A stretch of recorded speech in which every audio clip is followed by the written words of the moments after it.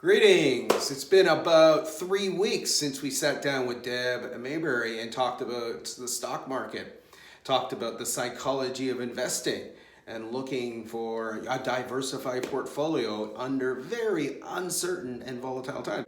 Did you dip your toe into setting up an account?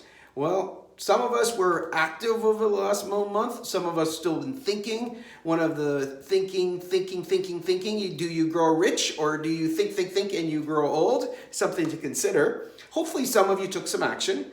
I know that I've been pretty active in the market as part of my new routine in dealing with the COVID-19 and looking for opportunities everywhere. I'm aware of that. So let's do a little recap on how the stocks did. You might be pleasantly surprised. Yet again, the market has been very volatile and has been stimulated by the American Fed. And so of the stocks we had picked, our volatile stock was actually the least volatile, and that was Tesla at 539. It's at 570 for a 5.7% increase since March 25th to April 9th. TNT, symbol T. It has a 7% dividend. We were at the March 25th, it was 28.40. Today it's about 30.89 for an 8.7% return.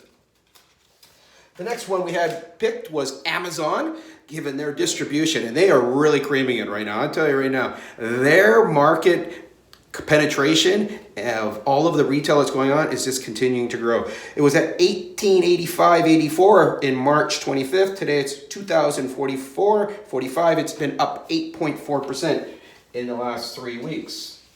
The next one we talked a little bit about was Apple. We're loving Apple's products if you do like their products. And the 25th, it was 245.52, and today it's 268 for a 9.1% return.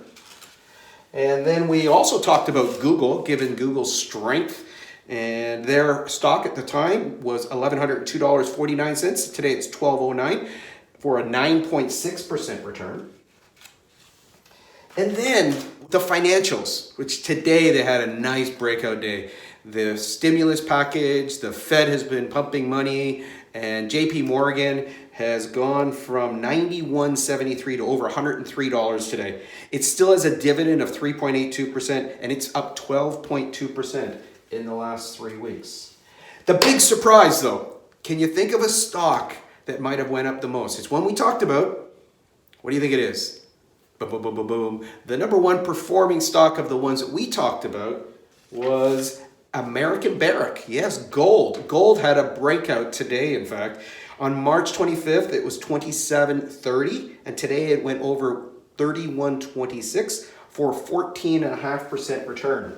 That is quite significant, as gold has made a significant breakout, and it looks like it might be on its way to further gains. So this is the little summary of the 7 stocks that we talked about in our session. Again, you make the choices based on your interest and the idea of developing a relationship with these companies.